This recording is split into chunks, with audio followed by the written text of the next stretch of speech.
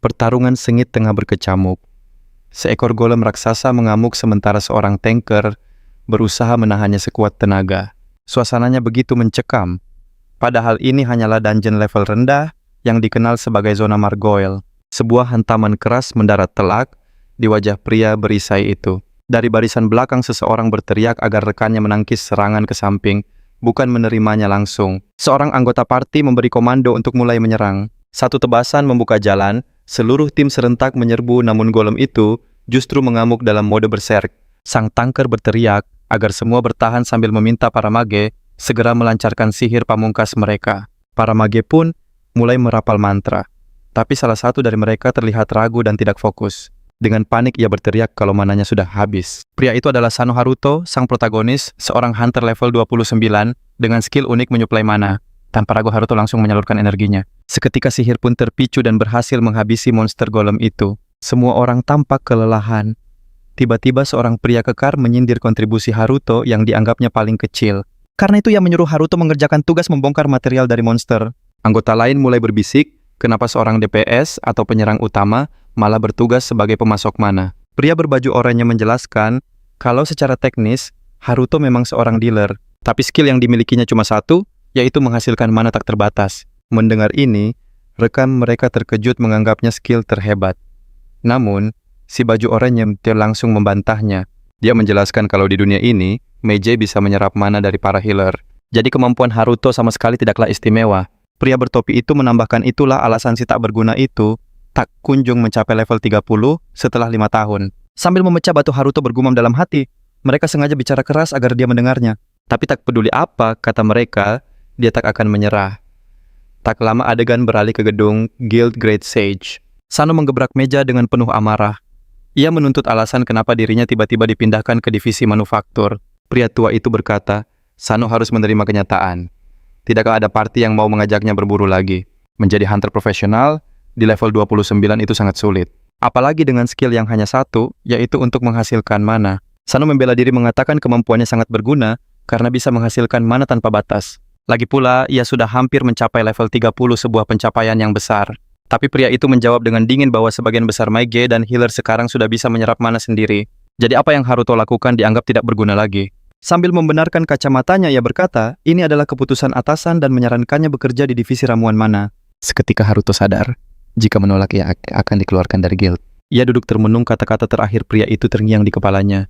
Sayangnya kami tidak melihat potensimu. Ia tak percaya bagaimana hidupnya yang baik-baik saja bisa hancur dan membuatnya menjadi pengangguran secepat ini. Masalahnya semua orang salah paham. Mereka pikir kemampuannya hanya menyerap dan membagi mana. Padahal kenyataannya jauh lebih istimewa dari itu.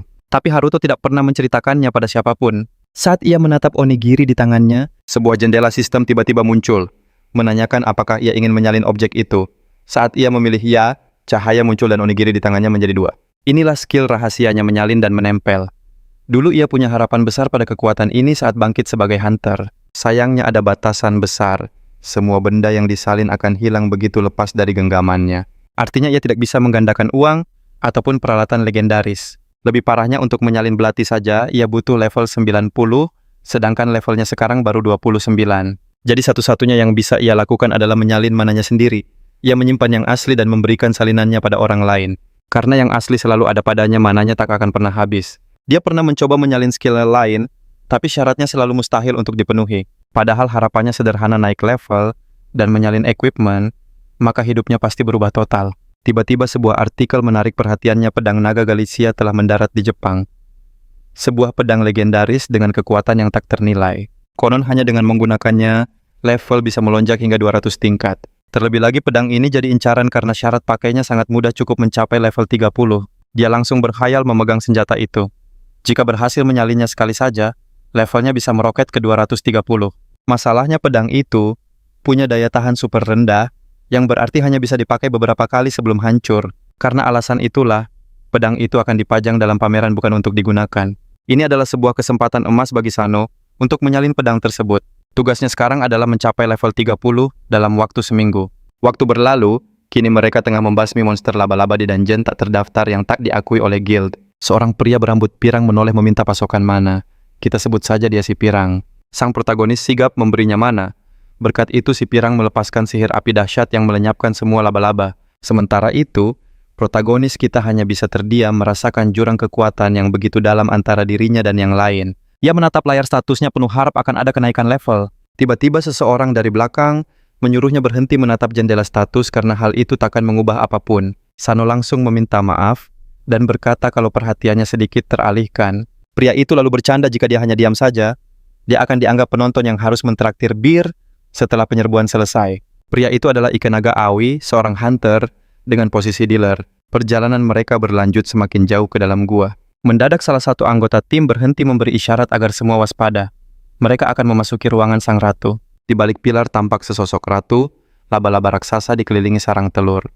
Namanya Alexa Laba-Laba, raja raksasa level 80. Melihat monster itu, Sano berkeringat dingin berpikir satu sentuhan kakinya saja bisa membuatnya lenyap seketika. Ikenaga menyadarinya dan bertanya kenapa Haruto begitu ketakutan, padahal dia tidak ikut bertarung langsung. Ia lalu menjelaskan kalau monster ini sebenarnya tidak begitu sulit untuk ditaklukkan. Meskipun begitu, kewaspadaan harus tetap dijaga. Jika terperangkap jaringnya kita tak akan bisa bergerak. Dan jangan sampai merusak telurnya, karena ia bisa jadi sangat buas. Di saat yang sama, si pirang melihat Ikenaga yang berbicara dengan Haruto, lalu membentak, "Hei Ikenaga, jangan buang-buang waktu," menjelaskan pada seorang penonton. "Kau ini pemandu wisata atau komentator?" Ikenaga pun bergegas meminta maaf. Namun si pirang masih saja kesal. "Serius, kita tak punya waktu untuk bersantai." Sambil menggerutu soal bayaran, ia melangkah maju, dan tanpa sengaja menendang sebuah batu ke arah sarang laba-laba. Alexa sang ratu laba-laba perlahan terbangun, dan mengeluarkan auman yang dahsyat. Suaranya menggema di seluruh gua, disusul oleh serangan dari kaki-kaki raksasanya. Sang tank maju menahan serangan sambil berteriak, "Kita dalam bahaya gara-gara penyihir bodoh ini," namun ia berhasil menangkis serangan itu, dan bahkan memotong salah satu kaki monster raksasa tersebut. Ia langsung memberi perintah agar semua waspada pada jaring dan menjauhi telur. Tim pun mulai menyerang serentak. Serangan pedang mengarah ke mulut monster, sementara Haruto bersembunyi di balik pilar. Dalam hatinya ia berpikir, luar biasa mereka bisa mengalahkan monster sebesar ini dengan mudah. Kalau lancar levelku, bisa naik ke 35. Namun tiba-tiba laba-laba itu berbalik dan mengarahkan bagian belakangnya. Sang tank langsung berteriak menyuruh semua orang berlindung di balik pilar. Tapi tidak si pirang yang gegabah, malah menyiapkan bola api lain sesumbar, telah mengalahkan makhluk seperti ini berkali-kali. Tak ada yang perlu ditakuti.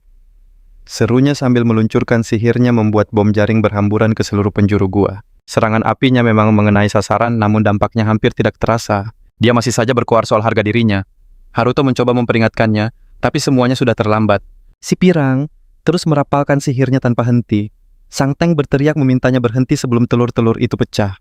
Namun Haruto tahu semuanya sudah berakhir. Satu persatu telur-telur itu mulai retak. Sang tank hendak bicara namun langsung dihantam hingga terpental jauh.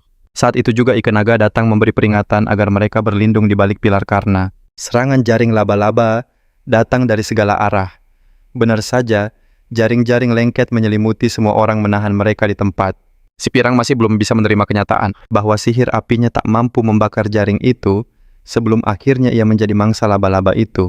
Sementara itu, Haruto yang terperangkap di pilar hanya bisa menatap pasrah laba-laba yang merayap mendekat. Makhluk itu langsung menerjang Haruto. Namun sebuah keajaiban terjadi, skill copy-paste miliknya aktif.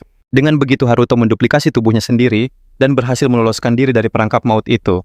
Benda lain mungkin akan lenyap jika disalin namun tidak dengan tubuhnya sendiri. Karena itulah, setiap kali memasuki dungeon Haruto, selalu membuat salinan dirinya untuk berjaga-jaga. Seperti dalam sebuah game, jika ia gugur salinannya akan muncul kembali sementara tubuh aslinya sirna. Meski sudah terbiasa, Haruto tetap merasa aneh melihat jasadnya sendiri tergeletak tak bernyawa. Walau begitu, hanya inilah cara yang ia punya untuk memperpanjang nyawanya. Tiba-tiba laba-laba itu menyerangnya lagi, memaksanya menciptakan duplikat baru. Haruto pun sadar, sebanyak apapun ia membuat salinan semua itu, tak ada gunanya jika ia tak bisa kabur dari sini. Tiba-tiba, ia mendengar suara rekannya dan menyadari Park Kyung selamat.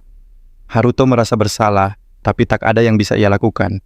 Dilihatnya laba-laba mendekati temannya, ia pun segera mencari tempat bersembunyi. Melihat makhluk itu nyaris memangsa Park, Haruto tak tega. Ia pun mengambil risiko besar dan menyerang laba-laba itu.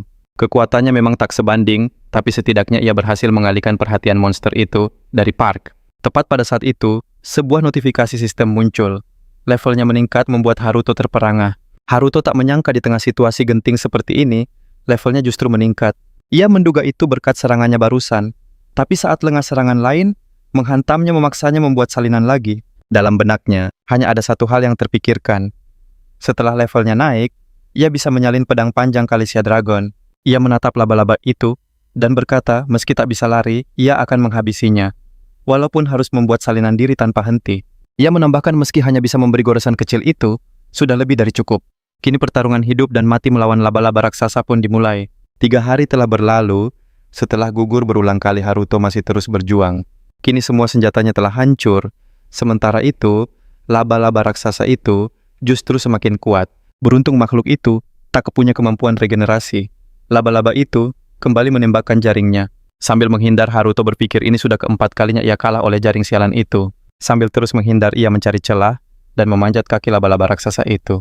Dengan cara ini, ia bisa berhadapan langsung dengan sang monster dan melancarkan serangan fatal ke kepalanya. Namun tubuh laba-laba itu ternyata jauh lebih keras dari dugaannya. Pedang di tangan Haruto langsung hancur berkeping-keping. Itu adalah pedang terakhir miliknya. Bahkan kemampuan menyalinnya pun tak lagi bisa membantunya. Laba-laba itu tampak dipenuhi amarah menatap Haruto, seolah tak percaya musuhnya tak kunjung menyerah. Tapi sesuatu yang aneh terjadi. Tubuh laba-laba itu bergetar hebat, lalu tiba-tiba meledak berkeping-keping. Haruto merasa lega, akhirnya ia menang meski hanya pemain level rendah. Sistem memberinya notifikasi kenaikan level dan hadiah. Tapi yang ia inginkan kini hanyalah keluar dari sini dan mentraktir park minuman. Namun kedamaian itu hanya sesaat. Tiba-tiba serangan lain muncul dari laba-laba yang berbeda. Mereka adalah anak-anak laba-laba dari telur sebelumnya. Waktu yang ia habiskan di sini cukup bagi mereka untuk menetas. Haruto tahu ia masih bisa menciptakan klon dirinya sendiri. Namun untuk temannya dia tak berdaya. Rasa bingung menyelimuti pikirannya, tak tahu harus berbuat apa. Seekor laba-laba raksasa menerjang. Dia refleks melindungi temannya, tapi sesuatu yang gila terjadi. Monster itu terbelah menjadi 2 sontak laba-laba lain berkerumun mengincar sumber ancaman itu. Seakan ingin membalaskan dendam kawanan mereka yang telah gugur. Tiba-tiba seorang hunter muncul dan melepaskan skill bernama Hellfire ke arah mereka. Itu sihir api terkuat, hanya segelintir hunter di dunia ini yang mampu merapalkan serangan dahsyat itu. Seingat Haruto hanya ada satu orang di negerinya yang punya kekuatan semacam itu. Seorang penyihir yang juga ahli pedang. Dia dijuluki Witchblade dan menempati peringkat kelima. Hunter terkuat itu, Hanase langsung bertanya, "Hanya kalian berdua yang selamat?" "Benar," jawab Haruto. Pandangan Hanase lalu tertuju pada bayi laba-laba yang baru menetas dari cangkangnya. Rupanya itulah penyebab para pemain level tinggi tumbang. Laba-laba itu masuk ke mode mengamuk. Tapi anehnya satu orang selamat di ruang bos, bahkan melindungi temannya padahal levelnya rendah. Dia pun bertanya-tanya, apa yang sebenarnya telah terjadi di tempat ini? Tak lama mereka tiba di markas asosiasi Hunter. Haruto langsung dibawa ke ruang investigasi. Dia berterima kasih pada Hanase atas bantuannya juga pada supervisor yang melapor. Hanase berkata bahwa itu memang sudah menjadi bagian dari tugas asosiasi. Dia juga menyerahkan item King Spider dan laporannya. Jadi Haruto tak perlu cemas lagi. Semua sudah diurus. Haruto kaget tidak menyangka semuanya selesai begitu cepat dan mudah. Namun Hanase menjelaskan insiden seperti ini sering terjadi di dalam dungeon. Banyak korban tumbang dengan cara-cara yang tak terduga. Soal dungeon asosiasi sering pura-pura tak tahu. Soal hunter level rendah yang membayar untuk ikut raid sulit demi menaikkan level. Hasrat untuk menjadi kuat adalah naluri setiap hunter. Meskipun ilegal cara itu, sudah menjadi semacam metode latihan bagi mereka. Setelah penjelasan itu, Hanase bertanya. Merasa cukup, Haruto mengangguk lalu bangkit untuk pergi. Tapi sebelum dia keluar, Hanase mengingatkan soal hadiah kompensasi yang akan dikirim. Dengan tenang, Haruto meminta hadiah itu diberikan pada juniornya satu-satunya korban selamat selain dirinya. Sikap Haruto yang tak terduga itu membuat perwakilan asosiasi terperangah. Dia mulai curiga apa yang dipikirkan Haruto. Pasti ada sesuatu yang disembunyikan. Padahal sebenarnya di sisi lain, Haruto menolak hadiah bukan karena baik hati, tapi karena sudah menyalin item itu dengan kemampuannya. Hadiah yang dimaksud adalah jaring dari laba-laba yang dikalahkan. Di dalam dungeon Haruto menemukan item itu, tapi sempat kecewa karena hasilnya terasa sepele. Meski begitu instingnya berkata lain. Dia langsung menyalin item itu, walau belum tahu cara pakainya. Tiba-tiba jaring itu lenyap dari tangannya. Haruto panik mengira hadiahnya hilang. Tapi sebuah notifikasi sistem muncul. Jaring itu telah terserap dan kini menjadi miliknya. Haruto belum paham batas kekuatannya. Dia baru sadar bisa menyalin skill musuh dan memakainya sesuka hati. Sistemnya juga menunjukkan opsi lain yang tak terduga. Selain memiliki jaring itu, dia juga bisa memanipulasinya seperti pemilik aslinya. Dia bisa menenun jaring untuk menjebak target. Haruto sadar skill ini ternyata sangat berguna dan membuka banyak kemungkinan. Dia pun mencoba kemampuannya menjebak sebuah objek dengan jaring selama 1 menit. Dari situ dia paham selama durasi yang ditentukan, jaring itu takkan lenyap memberinya kebebasan untuk bertindak. Setelah 1 menit jaring itu menghilang. Haruto mulai mengerti potensi besar dari kemampuan barunya. Setelah beberapa kali uji coba, dia jadi benar-benar yakin cara kerja kekuatan itu. Sekarang opsinya sebagai Bea Hunter jauh lebih luas. Dengan percaya diri dia merencanakan target berikutnya menyalin pedang naga legendaris. 2 jam sebelumnya di Tokyo di atas jembatan Rainbow, sebuah kendaraan raksasa melesat membelah kemacetan. Mengabaikan bahaya mobil itu, terus melaju kencang tanpa ragu sedikit pun. Sementara itu, di dalam mobil lain, Murgren dari Asosiasi Hunter Internasional berbincang santai dengan rekannya wanita tangguh bernama Ares Hogg. Mor tahu ibu Ares berasal dari Jepang, dan ia pun bertanya, "Ini kunjunganmu yang keberapa kali ke sini?" "Sudah 12 kali, jawab Ares singkat. Tapi dia menegaskan kunjungannya kali ini bukan untuk urusan keluarga. Mor teringat pameran pedang legendaris akan berakhir di Jepang. "Apa itu alasanmu mengambil cuti?" tanyanya curiga. Ares mengangguk. Dia mengaku datang untuk mencari sesuatu di sebuah dungeon di Jepang. "Wah, keren kalau kau berhasil menemukannya. Semoga beruntung," ujar More. Namun Ares memperingatkannya agar tidak ikut campur urusan pribadi. Karena sikap ingin tahu seperti itu bisa membahayakan dirinya sendiri suatu saat nanti. Tak lama sebuah info masuk. Kendaraan biru yang mereka buntuti sedang melintasi jembatan. Mereka diperingatkan komunikasi akan terputus selama 5 menit saat memasuki area perisai elektromagnetik. Mor menatap ke atas. "Keren juga ya dungeon ada di atas laut," katanya. Ares langsung menukas. Jika dungeon itu runtuh bencana besar akan terjadi. Mor menghela napas menyebut Ares perusak suasana. Ares membalas sikap ceroboh More itulah yang berbahaya. Di sisi lain, di kantor manajemen dungeon jembatan Rainbow Shinoda Satoru mengeluh karena harus bertugas pagi-pagi. Rekannya menanggapi santai mengingatkan kalau Satoru bisa di sana berkat koneksi orang dalam. Dia menambahkan bahwa masuk ke organisasi ini tidaklah mudah. Tiba-tiba seekor slime muncul entah dari mana berhenti di hadapan mereka. Satoru terkejut. Slime seperti ini seharusnya ada di dalam dungeon. Anehnya dia malah tampak senang bisa melihatnya di luar. Rekannya panik dan mengatainya bodoh.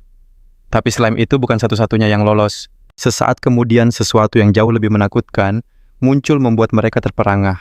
Ogre, hijau yang kabur dari dungeon langsung menyerang. Sementara itu, Haruto menyadari semua statusnya meningkat usai mengalahkan laba-laba raksasa. Sedikit lagi, dan dia akan mencapai level 50. Hunter yang menembus level 50 biasanya lebih mudah direkrut oleh tim elit. Monster di dungeon tingkat menengah jauh lebih tangguh, tapi imbalannya pun lebih besar. Item langka juga sering ditemukan, membuat proses leveling jadi jauh lebih cepat. Kini Haruto berencana menyalin bagian tubuh Raja Laba-Laba untuk dibuat tongkat dan dijual. Tiba-tiba sekelompok besar hunter berlari panik menyuruh semua orang menyingkir. Haruto mendengar percakapan mereka soal dungeon yang akan runtuh. Ia terkejut tak tahu apa yang terjadi. Salah satu dari mereka berteriak truk, pengangkut pedang legendaris, ikut terperangkap dalam insiden itu. Permintaan kerjasama resmi dari Asosiasi Hunter Internasional pun telah dikeluarkan. Mendengar hal itu, karakter utama kita langsung sadar ini menyangkut pedang yang ia cari. Situasi menjadi runyam. Pada saat yang sama, di atap gedung asosiasi sebuah pesawat angkut mendarat, seorang anggota tim penyelamat menekankan pentingnya misi ini. Prioritas utama adalah melindungi truk pengangkut pedang. Namun sang pemimpin tim menyelam menegaskan, hanya dia yang berhak memberi perintah. Dia menegaskan prioritas utama asosiasi adalah mengalahkan monster dan menyelamatkan warga sipil. Ia menambahkan bahwa ini situasi darurat, diskusi lebih lanjut bisa dilakukan nanti. Hunter itu hendak membantah, tapi perhatian sang pemimpin wanita teralihkan oleh sesuatu. Di kejauhan karakter utama kita terlihat sedang memohon untuk ikut dalam misi. Nanase tak peduli dan memerintahkan timnya berangkat. Tapi Haruto bersikeras, "Aku lihat semua orang dikerahkan untuk misi ini." Nanase akhirnya tersadar siapa sosok di hadapannya. Haruto menawarkan diri untuk membantu evakuasi warga sipil. Dalam situasi darurat ini, semua bantuan sangatlah berharga. Dengan argumen itu, ia berhasil meyakinkan sang pemimpin dan mereka pun terbang menuju lokasi misi. Selama dalam perjalanan, Nanase teringat saat Haruto lebih memilih menolong juniornya di sarang laba-laba. Ia terkesan dengan jiwa penolong pemuda itu. Namun Haruto tahu, wanita itu salah besar. Ia ke sana bukan untuk menolong. Ia punya tujuannya sendiri. Sementara itu, seorang anggota tim merasa janggal karena dungeon Rainbow tiba-tiba runtuh. Padahal mereka baru saja berhasil menstabilkannya belum lama ini. Sang pemimpin menjawab bahwa dunia ini memang tak terduga. Sebuah bangunan yang diperbaiki pun tak menjamin akan kokoh selamanya. Itulah mengapa misi ini ada, untuk mencegah tragedi mengerikan 15 tahun lalu terulang kembali. Haruto langsung mengerti arah pembicaraan itu. Peristiwa wabah serentak sebuah dungeon break dalam skala bencana alam yang masif. Saat monster tak dibersihkan secara berkala, dungeon akan kelebihan muatan dan akhirnya hancur. Saat itu terjadi, para monster akan tumpah ruah dan menyerang manusia mengubah dunia menjadi neraka. Peristiwa inilah yang disebut Dungeon Break. Haruto kehilangan kedua orang tuanya dalam bencana itu, sebuah rahasia yang ia simpan rapat. Karena ia sendiri sulit menerimanya, ia pernah melihat makhluk dimensi lain yang memberinya kutukan dengan kekuatan aneh. Makhluk itu menyebut kutukannya sebuah hadiah sambil mengatakan satu hal lagi 20 tahun. Sampai sekarang Haruto tak yakin apakah itu batas waktu kekuatannya atau justru sisa akhir hidupnya. Bahkan saat ini, pasir dari jam terkutuk itu terus mengalir seolah menghitung sisa waktunya. Dulu makhluk itu muncul bersamaan dengan bencana dahsyat tersebut. Itu berarti jika ia muncul lagi bencana yang sama akan terulang. Kini waktu yang tersisa hanya 5 tahun. Haruto tahu cara untuk mengembangkan kekuatannya. Ia bertekad menjadi hunter terkuat demi mencegah bencana itu, dan jika bisa menghancurkan kutukannya. Sementara itu, di jembatan pelangi para monster, mengamuk membabi buta. Kekacauan terjadi di mana-mana. Jumlah hunter di sana tak sebanding untuk menahan gempuran musuh. Mereka bertarung sambil mati-matian melindungi warga sipil. Meski pertempuran begitu sengit dan mereka terdesak, para hunter tetap berjuang sekuat tenaga saling melindungi satu sama lain. Shoda Satoru bertarung bersama rekannya, namun pengalamannya masih sangat kurang. Tanpa sadar seekor goblin menyerangnya dari belakang. Untungnya rekannya sigap menolong Satoru. Temannya itu lalu mengingatkan agar lebih awas dengan serangan dari titik buta. Satoru pun tersadar dan berterima kasih pada senpainya. Walaupun senpainya sering mengejeknya sebagai hunter jalur dalam, nyatanya ia sangat peduli dan melindunginya dari orc juga goblin. Di tengah kekacauan, ia menanyakan status tim bantuan yang telah mereka panggil. Rekannya berkata bahwa semua komunikasi terputus karena gelombang elektromagnetik dari Danyono. Tapi ia yakin markas pusat menyadari kejanggalan ini dan telah mengirim tim patroli. Ia pun menyarankan agar mereka terus maju menyeberangi jembatan. Dengan begitu kesempatan bertemu bantuan lebih besar daripada hanya pasrah diserang monster yang makin buas. Di dekat truk barang muncul Beman King level 190. Mor langsung cemas. Apa truk ini akan aman? Ares yang paham kekhawatirannya meyakinkan bahwa sihir pertahanan truk itu adalah yang terkuat. Bahkan monster level 400 sekalipun tak akan sanggup menembus pertahanannya. Akan tetapi kondisi di jembatan semakin mencekam. Sebuah ancaman baru muncul menebar teror bagi semua orang. Pesawat tim penyelamat pun mendekat, dan salah satu kru segera melapor kepada pemimpinnya. Bahkan Nanase, yang berpengalaman memimpin banyak operasi, tak bisa menyembunyikan rasa takutnya melihat monster itu. Monster itu adalah Keius, sang bos terakhir dari dungeon jembatan. Ia segera memerintahkan semua bersiap menghadapi benturan, saat sang naga Keius menyemburkan api dari mulutnya. Serangan dahsyat itu seketika menghancurkan sebagian besar jembatan hingga berkeping-keping. Melihat separuh jembatan luluh lantak, sang protagonis hanya bisa berharap pedang panjang itu masih utuh. Saat armada udara mendekat, naga itu mengamuk menyemburkan lautan api. Sebuah kapal bahkan terkena telak, membuat para awaknya harus segera menyelamatkan diri. Nanase sadar ini pasti bos terakhir dungeon rencana. Awal mereka takkan berhasil, strategi harus diubah. Untuk sementara ia memerintahkan timnya untuk fokus menyerang Kuishia. Di sisi lain, sang pemimpin tak melihat tokoh utama kita di antara mereka. Ia bertanya-tanya kemana perginya anak itu. Meski begitu, ia yakin pemuda itu bukanlah orang yang akan kalah semudah itu. Selain itu masih banyak yang harus ia hadapi, termasuk menaklukkan naga raksasa di hadapannya. Ia pun melepaskan kemampuan Hellfire, sebuah jurus dahsyat yang memesona. Kekuatan yang diam-diam ingin sekali disalin oleh tokoh utama kita. Sementara itu, Haruto baru saja tiba di lokasi menggunakan kemampuan laba-laba yang pernah ia tiru. Namun tidak seperti yang lain, tujuannya bukanlah untuk bertarung. Prioritasnya saat ini adalah menyalin pedang naga Kalisian. Di saat yang sama, sekelompok orang terlihat mendekati jembatan. Salah satunya melapor pada kapten bahwa naga Kuishia telah muncul dan bertanya apakah situasi ini tidak berbahaya. Sang kapten justru tersenyum mengatakan kalau ini adalah saat yang paling tepat. Dia menjelaskan selagi Nanase dan timnya sibuk melawan naga, mereka bisa merebut pedang Calicia. Kembali ke tokoh utama kita, ia melintasi jejak para monster dan langsung tahu ini adalah perbuatan para pemburu. Namun monster-monster ini seharusnya bergerak dalam kelompok. Tak lama ia pun menemukan para pemburu itu. Satoru tampak kesulitan melawan para monster yang levelnya jauh di atasnya. Rekannya yang sudah tak berdaya dan terluka menyuruh Satoru untuk segera kabur dari sana. Tapi Satoru menolak keras meninggalkan temannya. Di sisi lain, Haruto sadar mereka adalah pemburu dan tak ingin ikut campur. Lagi pula dia punya misinya sendiri. Teman Satoru terus mendesaknya pergi karena dungeon ini terlalu berbahaya dan monster akan terus berdatangan. Bahkan mereka akan makin kuat seiring waktu. Benar saja sekawanan serigala baru muncul. Satoru akhirnya mengerti maksud temannya. Tapi ia tak menyerah. Seniornya telah berkorban untuk melindunginya. Kini giliran dia yang berjuang. Tokoh utama kita melihat semua itu teringat saat disarang laba-laba. ketika ia juga rela berkorban untuk menyelamatkan temannya. Satoru tetap maju menghadapi para serigala itu sendirian. Tak ada rasa takut sedikit pun di wajahnya. Ia lincah menghindar sambil terus melancarkan serangan balasan. Tapi karena tak bisa melihat ke segala arah, ia rentan terhadap serangan kejutan dari belakang. Tepat sesaat sebelum serangan itu mengenainya, tokoh utama kita datang menolong. Haruto lalu menanyakan kondisinya. Satoru bilang ia baik-baik saja, meski tatapannya cemas melihat serigala lain yang siap menerkam. Dia sangat berterima kasih atas pertolongan Haruto, tapi ia menyarankan Haruto kabur, karena pemburu hebat pun telah tumbang melawan mereka. Namun bagi Haruto ini adalah kesempatan emas, sebuah pemikiran yang tak dimengerti oleh Satoru. Haruto berkata, ia belum pernah mencoba ini, tapi ia yakin bisa memakai kemampuan laba-laba pada para serigala itu, dan penasaran hasilnya. Tak perlu menunggu lama, para serigala itu langsung menyerbu. Satoru mulai cemas, karena jumlah lawannya terlalu banyak. Sementara Haruto mengeluarkan skill jaring laba-laba, dan langsung mengikat semua serigala. Hal itu bahkan membuat Haruto naik level. Namun ia berpikir apakah karena jurusnya hanya mengikat, kenaikan levelnya jadi lebih lambat. Teknik ini memang sangat ampuh untuk melawan musuh dalam jumlah besar. Tapi ia ingin membuatnya lebih efektif lagi setelah berhasil memerangkap mereka. Di sisi lain, Satoru terperangah. Semua serigala dikalahkan hanya dengan satu jurus. Ia belum pernah melihat kemampuan seperti itu. Ia menduga itu adalah sebuah skill spesial tingkat super tinggi. Temannya kemudian berterima kasih pada Haruto dan bertanya apakah dia pemburu yang dikirim oleh organisasi. Haruto menjawab iya, karena ia memang datang bersama mereka di helikopter yang sama. Jadi itu bukan sebuah kebohongan. Lalu teman Satoru memohon agar Haruto membawa Satoru kembali ke markas bersamanya. Mendengar itu, Satoru menolak tegas.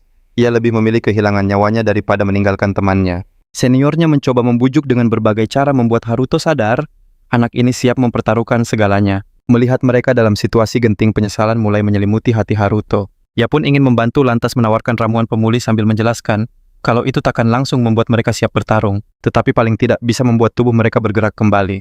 Sang senior terkejut. Mengapa kau memberikan benda berharga seperti ini? Haruto hanya berkata, mereka harus segera pergi dari sana.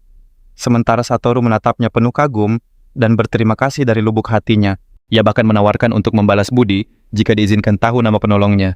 Namun Haruto menolaknya dan berkata bahwa nama tak seharusnya ditukar dengan imbalan. Jika Satoru benar-benar ingin membalas kebaikannya, ia bisa melakukannya saat itu juga.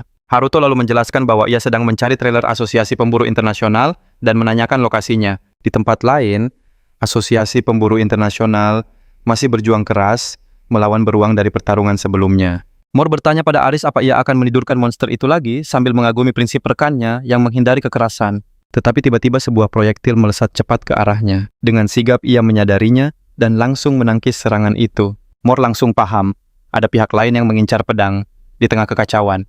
Ini bukan pertama kalinya ia berurusan dengan para pencuri. Tak lama kapten musuh muncul. Ia memuji kesigapan Mor dan penasaran dengan kemampuannya dalam duel jarak dekat. Tanpa basa-basi ia pun melancarkan serangan. Namun Mor berhasil menahannya sambil menegaskan kalau ia takkan tumbang semudah itu. Ia adalah penjaga kargo berharga itu, dan takkan membiarkan seorang pun menyentuhnya. Aris mencoba memperingatkan adanya bahaya tapi terlambat. Mor sudah terkena serangan dan jatuh berlutut. Mor kebingungan, ternyata musuh menggunakan ramuan khusus yang menghalangi penyerapan mana. Aris berseru jika Mor nekat menyerap mana, nyawanya bisa dalam bahaya besar. Sang pemimpin memuji kejelian Aris. Ia mengaku tak meremehkan lawannya, ini hanyalah taktik yang biasa mereka gunakan. Aris mengutuk perbuatan licik mereka. Senjata beracun itu jelas dilarang asosiasi untuk digunakan pada sesama manusia. Karena itu, ia bersumpah akan membuat mereka membayar mahal tanpa ampun. Musuh balas mengancam jika Aris nekat memakai mana itu, hanya akan mempercepat ajalnya dan mempermudah jalan mereka. Akan tetapi sesuatu yang tak terduga pun terjadi. Beruang yang sebelumnya tertidur kini kembali mengamuk dan menyerang para musuh tanpa pandang bulu. Makhluk buas itu mengobrak-abrik pasukan musuh, meninggalkan jejak kehancuran dengan cakarnya yang perkasa. Kapten musuh terperangah dan tak percaya dengan apa yang dilihatnya. Ia baru sadar sang penyihir hanya menidurkan beruang itu, bukan melumpuhkannya. Ia harus segera kabur dari tempat ini. Sesaat kemudian beruang itu kini berdiri tepat di hadapan More dan rekannya. Mustahil untuk menidurkan beruang itu lagi. Terlebih lagi kondisi More tak memungkinkan untuk menyerap mana. Dalam situasi terdesak ini, More meminta Aris untuk melupakan sumpahnya yang anti kekerasan pada monster. Karena tidak ada pilihan lain, Aris menerjang maju siap mengerahkan kekuatannya. Sayang racun itu bereaksi dan membuatnya terbatuk hebat. Ia hanya bisa pasrah. Namun tiba-tiba beberapa jaring besar melesat dan membelit tubuh sang monster. Meski monster itu mengamuk, jaring-jaring itu menahannya dengan sangat kuat hingga membuatnya tak bisa berkutik. Tak lama berselang Haruto muncul bersama Satoru dan seniornya. Satoru langsung memuji Haruto karena melumpuhkan Raja Beruang dengan satu serangan. Pujiannya yang berlebihan membuat Haruto canggung. Meski begitu Haruto mendekati sang penyihir dan menanyakan kondisinya. Ia juga memastikan apakah wanita itu adalah pemburu dari asosiasi internasional. Aris tampak ragu untuk menjawab. Berbeda dengannya, Mor langsung bertanya tajam, "Apa kau datang untuk mencuri pedang itu?" Haruto segera menyangkalnya. Ia mengaku diutus ke sana justru untuk melindungi mereka berdua. Namun Mor tetap waspada, mengingat serangan yang telah mereka alami. Pemandangan mengerikan terhampar di hadapan Haruto. Jasad-jasad itu adalah para pemburu pedang yang menjadi korban beruang buas. Raut wajah tegang para pemburu internasional menunjukkan ketidaknyamanan mereka. Sator pun menunjukkan kartu identitasnya menegaskan mereka datang mempertaruhkan segalanya atas nama asosiasi internasional. Tentu saja ia tak suka dipandang dengan tatapan curiga. Langkah yang cerdas batin sang protagonis. Kini gilirannya untuk beraksi. Ia lalu menyodorkan 2 ramuan penyembuh pada para pemburu. Sebuah harga yang pantas demi mendapatkan replika pedang yang legendaris. Meski masih waspada kedua pemburu menerima ramuan itu, sementara sang penyihir masih gemetar ketakutan. Apalagi saat menyadari kalau makhluk buas itu masih itu di dalam jaring. Tak lama pesawat asosiasi pemburu nasional pun tiba. Satoru sempat mengira mereka akhirnya akan selamat, tapi rekannya berkata bahwa bantuan itu bukan untuk mereka. Ancaman yang sesungguhnya baru saja dimulai. Seekor naga yang mengerikan, Nanase memerintahkan timnya berhenti menyerang musuh, akan memasuki fase 3 dan melepaskan gelombang kejut area. Sekarang setelah bantuan tiba, prioritas utama mereka adalah mengevakuasi semua warga sipil. Tiba-tiba sebuah suara memotong.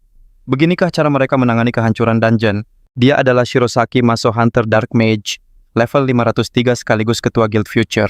Sudah cukup lama kita tidak berjumpa, ucapnya dengan tenang. Nanase kebingungan hingga ia melihat sesuatu yang membuatnya tak bisa berkata-kata. Saki nekat menyerang mengabaikan semua perintah Nanase yang menyadarinya berteriak.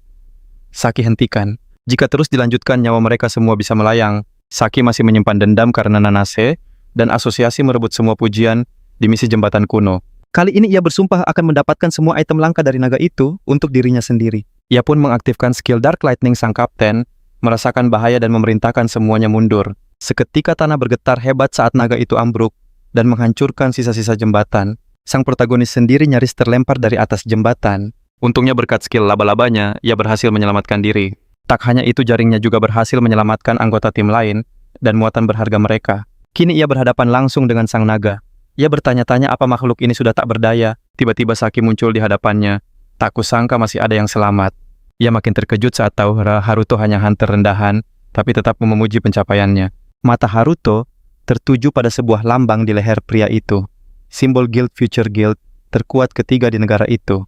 Haruto langsung bertanya, bukankah prioritas utama Guild adalah menyelamatkan warga dan menumpas monster? Saki menjawab enteng, warga sipilku dengar mereka semua sudah dievakuasi. Namun selain naga ada kehadiran lain yang mengganggunya, yaitu si beruang. Ia melihat makhluk itu terperangkap jaring laba-laba. Jadi bisa digunakan seperti ini, gumamnya. Dengan satu jentikan jari Saki menghabisi beruang itu. Monster level 200 lenyap begitu saja di tangan Saki. Ia bahkan mengangkat trailer seberat 25 ton dengan mudahnya. Sebuah notifikasi muncul, Haruto naik level. Ia mendapatkan item baru karena berhasil mengalahkan Bearman King. Saki pun menyadari level Haruto naik. Ternyata Haruto yang menangkap sang raja beruang. Maaf sudah mencuri hasil buruanmu, ucap Saki. Sambil meremehkannya, ia melempar item itu pada Haruto. Merasa direndahkan, Haruto pun memanggil Saki. Tapi tepat saat itu, perhatiannya teralihkan oleh kedatangan Nanase. Nanase sempat mengira Haruto sudah tiada dan merasa sangat lega. Saki pun sadar kalau mereka saling kenal. Pasti kau orang dari asosiasi. Ya, katanya sinis. Rasa tidak sukanya pada Haruto semakin menjadi. Nanase bertanya apa yang sebenarnya terjadi. Namun Haruto hanya menjawab singkat, bukan apa-apa. Nanase memperingatkan tim evakuasi sedang bekerja.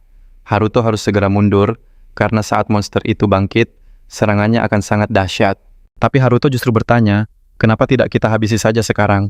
Baginya ini adalah kesempatan emas.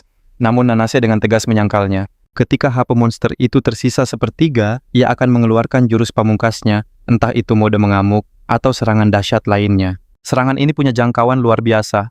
Biasanya bos level menengah hanya akan fokus pada target terdekat saat mengamuk. Namun bos naga ini berbeda. HP-nya raksasa dan serangan mengamuknya punya efek khusus. Karena itulah pertarungannya memiliki beberapa fase. Di fase ketiga, sang naga yang terdesak akan melancarkan serangan masif. Ia menyerap semua mana di sekitarnya untuk membentuk perisai. Dalam kondisi itu, serangan fisik maupun sihir jadi tak berguna. Benar saja naga itu bangkit kembali membuat Nanase terperangah. Saki justru berkata akan mengubah naga itu jadi hadiah sebelum ia mengamuk. Sementara Nanase percaya Haruto bisa selamat lagi. Tapi Saki memperingatkan situasi ini lebih gawat. Jangan salahkan kami jika kau kenapa-kenapa. Baginya hunter lemah yang gugur di dungeon tak lebih dari sekadar insiden kecil. Haruto tak menyangka akan mendengar kata-kata sedingin itu, tapi tekadnya bulat. Ia harus mengalahkan naga itu dan membalas Saki yang merebut hadiahnya. Kembali ke kelompoknya Satoru, berharap Haruto akan menyelamatkannya sekali lagi. Di sisi lain, Haruto meminta bantuan pada Ares dan Mor. Ia menjelaskan naga itu masuk fase 3 dan akan melepaskan serangan area. Jika itu terjadi, semua di sekitar mereka akan musnah. Waktu mereka tak banyak untuk mencari trailer dan pedang legendaris itu. Haruto berencana menaklukkan naga itu dan ia butuh pedang naga Kalisia. Ia berjanji akan segera kembali setelah misinya tuntas. Mor menganggap rencana itu benar-benar konyol. Mana mungkin satu orang bisa mengalahkan monster itu, terlebih mereka tidak tahu siapa Haruto sebenarnya. Haruto sudah menduga mereka tak akan percaya. Tapi ia harus sampai ke trailer itu sebelum semuanya hancur. Ares menjelaskan ia butuh banyak mana untuk membuka segel trailer itu. Sayangnya ia tak bisa memakai kekuatannya karena efek racun musuh. Mor kaget karena Ares justru mempertimbangkan untuk membantunya. Tapi yang lebih mengejutkan, Haruto bilang soal mana bukan masalah besar. Haruto mengungkap julukannya di dungeon adalah pengangkut mana berkat kemampuannya menghasilkan mana tak terbatas. Ia pun mengalirkan mana ke udara dan seketika Ares bisa memakai kekuatannya. Trailer itu pun terbuka. Haruto berterima kasih dan berjanji akan menepati ucapannya. Mor bertanya pada Ares kenapa ia membantunya, curiga Haruto punya niat lain. Tapi Ares menjawab Haruto pernah melumpuhkan beruang raksasa tanpa perlu menghabisinya. Mor ragu kalau itu alasan sebenarnya Ares mau mempercayai Haruto. Akhirnya Haruto berhasil mencapai trailer itu. Tepat saat ia akan meraih pedang impiannya, sosok tak terduga muncul kapten musuh bertopeng itu mengaku telah mengawasinya. Ia bahkan berterima kasih pada Haruto karena sudah membukakan jalan untuknya. Tanpa basa-basi, ia langsung menyerang perut Haruto dengan telak. Satoru dan yang lain panik, para hunter internasional pun tak percaya melihatnya. Sang musuh melangkah ke arah pedang di belakang trailer. Di hadapannya ia bergumam tak menyangka semua akan semudah ini. Tapi ia sangat puas karena merasa telah berhasil. Namun sesuatu yang tak terduga terjadi. Tali penahan trailer di jembatan tiba-tiba putus membuat kendaraan itu jatuh bebas. Mengaktifkan skill salin tempel, Haruto muncul tepat di belakangnya. Seperti musuh yang menyerangnya dari belakang, kini Haruto membalasnya. Ia bersorak pedang impiannya akhirnya ada di tangannya. Tanpa ragu Haruto langsung mencoba menyalin pedang itu. Tapi sebuah notifikasi sistem membuatnya terkejut. Levelnya ternyata belum cukup untuk menyalin item legendaris itu. Dia tertegun sejenak heran karena skill itu seharusnya sudah aktif di level 30. Sementara kini levelnya sudah mencapai 50. Seharusnya ini bukan masalah. Namun sebelum ia paham, musuhnya bangkit lagi dan mengakui itu percobaan yang hebat. Katanya Haruto nyaris mencoreng nama Guild Blood Tower, lalu ia kembali menyerang. Setelah itu, musuh memulihkan dirinya. Ucapnya tanpa regenerasi, ia pasti sudah berakhir. Tapi hanya merebut pedang itu saja tidak cukup baginya. Ia ingin memakainya untuk membalas luka yang baru saja ia terima. Ia bersumpah Haruto tak akan melihat mentari lagi, dan pedang impiannya kini jadi miliknya. Di saat yang sama, sistem Haruto memberi peringatan. Pedang itu terikat pada pemilik baru, dan sistem mulai menyalin kemampuannya. Haruto sendiri tidak begitu mengerti apa yang tengah terjadi. Tapi sistemnya bergerak sendiri mengambil alih kendali segalanya. Di luar, seekor naga raksasa masih mengamuk menebar kehancuran. Saki berteriak musuh sedang melancarkan serangan area, situasi kian genting. Quesia hendak menyerang namun terlambat. Satu serangan telak mengenainya, menumbangkan naga itu seketika. Para pemburu veteran pun terpana melihatnya. Beberapa waktu kemudian, di gedung Asosiasi Jepang, seorang direktur menggelar rapat darurat. Insiden dungeon runtuh di Jembatan Pelangi menyebabkan kerugian besar dan banyak korban. Asosiasi Hunter dan para guild bergerak cepat menuntaskan situasi dalam waktu kurang dari 2 jam. Namun kritik tajam tetap mengarah pada kantor pengelola dungeon yang dinilai lalai. Di tengah perbincangan itu, Fua berkata tak perlu cemas karena mereka akan segera melihat penanganan Kisha.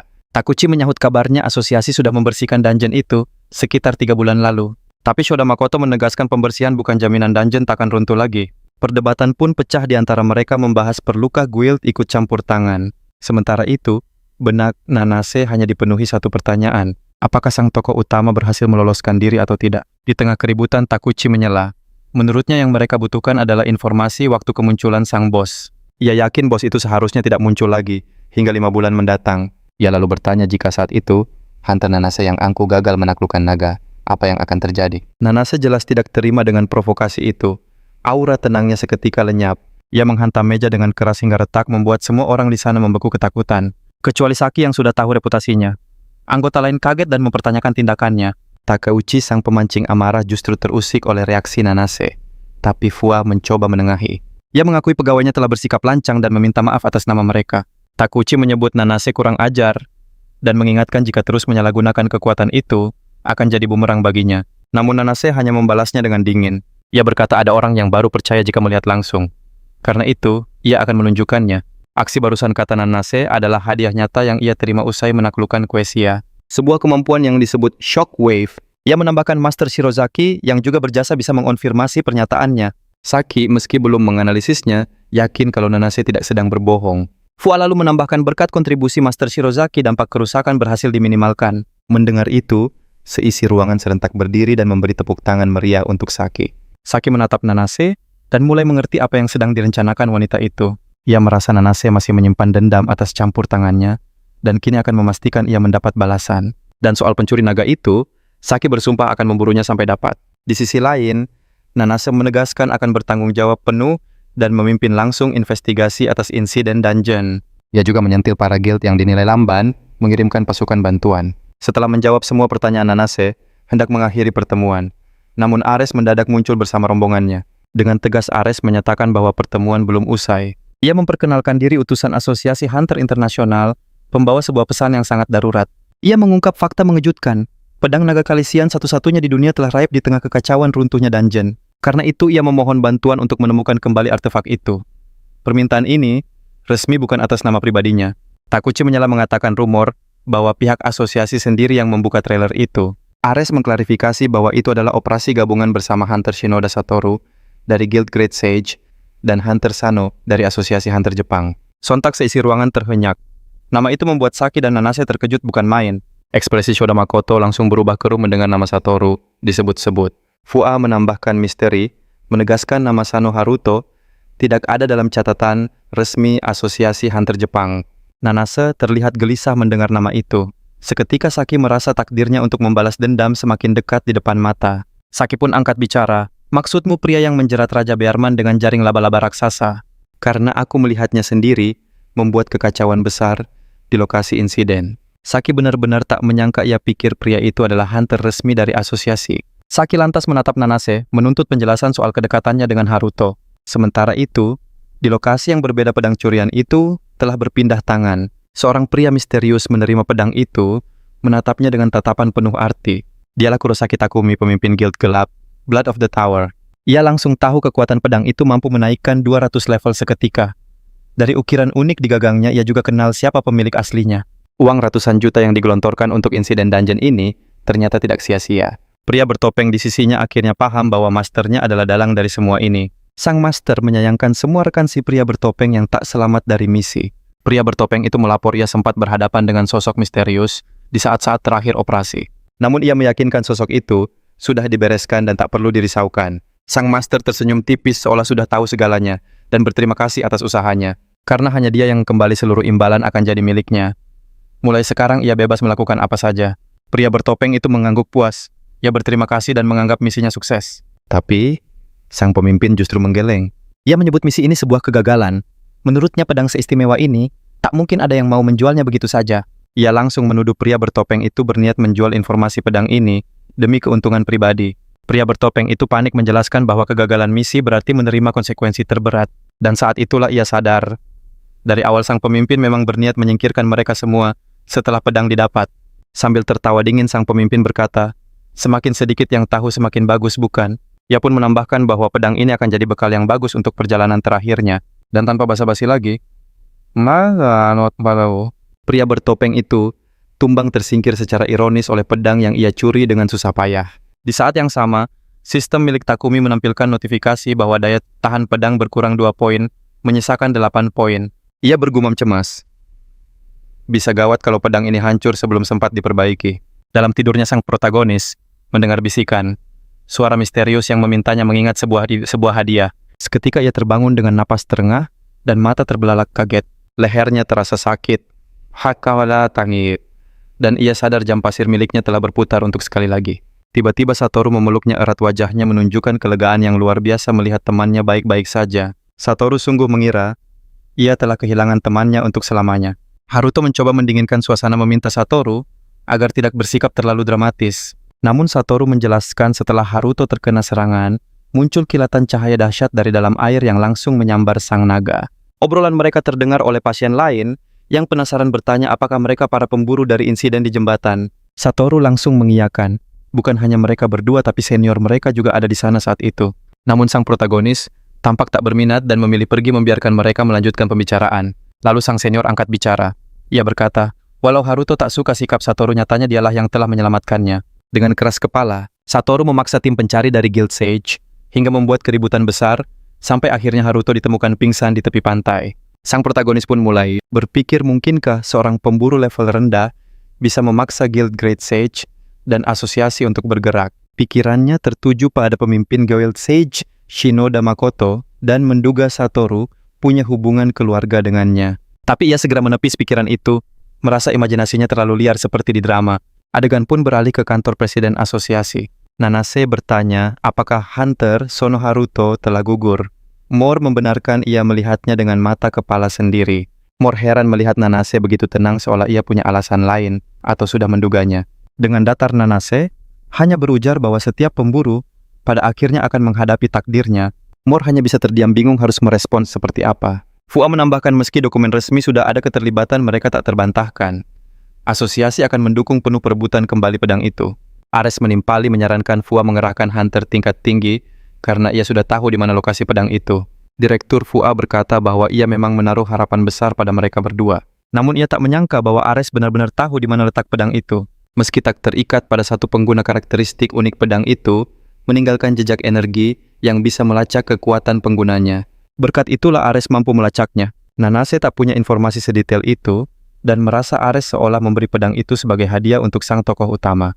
Ares melanjutkan sekitar 1 jam lalu jejak energi pedang terdeteksi aktif. Terakhir dicek tingkat ketahanannya ada di angka 10, namun sekarang mulai menurun. Dan jika terus begini, Nanase menyambung kalimat itu, pedang itu akan lenyap. Satu-satunya petunjuk yang tersisa adalah ibu Ares yang menghilang 15 tahun lalu saat bencana besar terjadi. Ares bertanya bagaimana Nanase bisa tahu. Nanase menjawab posisinya sebagai ketua tim asosiasi pemburu bukan sekadar pajangan. Dia juga tahu bahwa pedang itu adalah kenang-kenangan dari ibu Ares. Mendengar itu, Ares dengan hormat memohon kerja sama Nanase untuk membantunya menemukan pusaka sang ibu. Nanase pun pergi berpikir bahwa kedua orang itu pasti menyembunyikan rahasia yang lebih besar. Gugurnya Haruto pun terasa janggal. Nanase tahu Haruto bukan orang yang akan berakhir semudah itu. Tiba-tiba Shinoda Makoto muncul memanggilnya bertanya mengapa wajahnya begitu serius. Nanase berkila ia hanya sedang memikirkan kejadian di jembatan. Tapi Shinoda Makoto berkata, sudah waktunya Nanase kembali ke guild. Nanase menjelaskan semakin hari semakin banyak dungeon yang bermunculan. Namun guild-guild utama yang seharusnya bertanggung jawab, malah sibuk menjadikan dungeon sebagai lahan bisnis. Bahkan dengan insiden penundaan dungeon hari ini, jika guild Daehyun terbukti lalai mereka harus dimintai pertanggungjawaban. Itulah kenapa Nanase memilih tetap di asosiasi. Ia lalu memanggil Shinoda ayah.